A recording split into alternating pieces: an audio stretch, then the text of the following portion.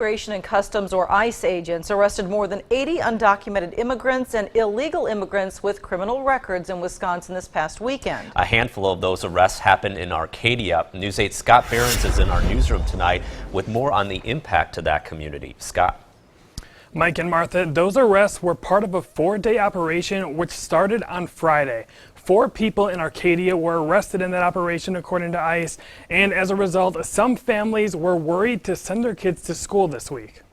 We want this to be a safer environment for our students at all times. Lance Bagstad, superintendent of the Arcadia School District, wants all students to come to school and feel comfortable. We had a teacher that contacted me the other evening regarding some students that may not be in attendance because their parents weren't sure if they should send them to school or not. To make those families feel comfortable, Bagstad sent out a district-wide email. Did end up sending an email to our staff to indicate that if the school, anybody in the school was contacted about any ICE agents coming into the building, they should not come into the building, and they were to be referred to me for further instruction. Bagstad said he lives in a mostly Latino neighborhood and could tell his neighbors were impacted by the arrest. Normally, it's a basketball court that's very vibrant, a shelter that's very vibrant, and a lot of students and families out doing family-oriented activities throughout the weekend. It was very quiet in our neighborhood this weekend. Vocas de la Frontera, an immigrants' rights organization in Milwaukee, said many undocumented immigrants are afraid. It has an impact not just on that individual, it has an impact on the family, it has an impact on the community.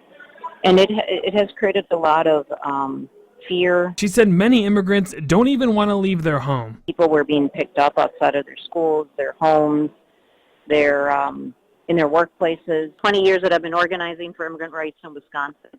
It's the most aggressive, raid that I've seen in the last 20 years. Bagstad said he wants families to feel okay about sending their kids to school. We want, our Latino families to know that, school is a safe place, and, we're going to be here to support their students in any way that might be needed. So far, there have been no further arrests from ICE. The Arcadia School District said most students have returned to school. All right, thanks a lot, Scott. Also, according to ICE, 44 out of the 83 undocumented immigrants arrested did have previous criminal convictions.